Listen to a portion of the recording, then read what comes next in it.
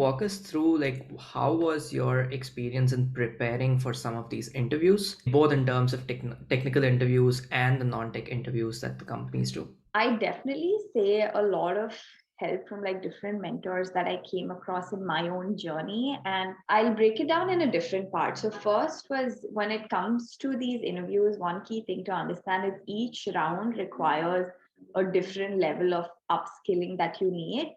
So beginning, like whether it was either with Facebook, also had the opportunity to interview with Google, Amazon during this time. And one common thread is you need to find a way to stand out in that first round, like on that first phone screen with your recruiter, because they're talking to say 10 people in a day. So what have you said or what connection have you built for them to remember you at the end of the day and think this is someone that I can take to the hiring manager? So always being able to find a way to build that elevator pitch and practicing that time and again. So this is where even off late platforms like either Clubhouse or even platforms like Lunch Club allow you to connect with different people where you're practicing your elevator pitch and you really get the key of what to include in 30 seconds or not.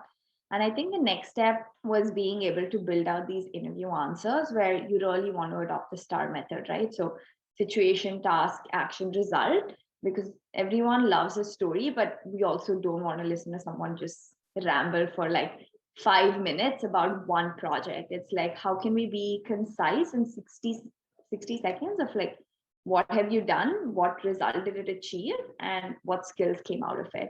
And finally, I'd say from the technical aspect, it was a lot of practice because each interview that you go into, at least you have some sort of questions that you get off the internet when it comes to cross-functional collaboration or team building or problem solving. But the technical assessments, at least in my research, it was hard to find questions that these companies have asked you because a lot of the times you even sign NDAs when you take those tests.